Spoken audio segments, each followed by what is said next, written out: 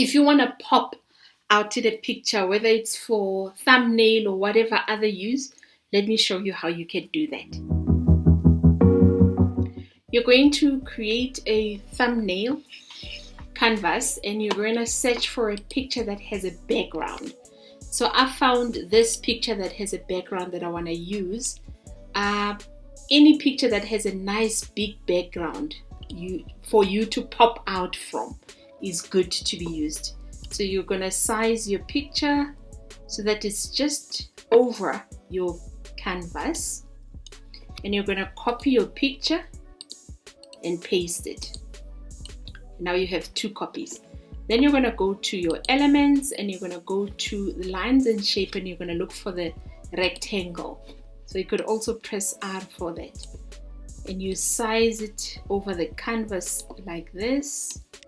You change color to white, and you're going to adjust the transparency to 60. And then you're going to send it backward. Then you're going to take the picture that you made a copy of, lay it over your canvas, go to edit and remove the background of the second picture. If you don't have remove background, you can use remove.bg, a little bit manual, but if you want to play around with the 30-day trial, you're welcome to do that. The link is below. You're going to click on apply, and then the picture has removed the background. You then lay it on top of the first picture like that, and you're popping, or your picture is popping nicely like this.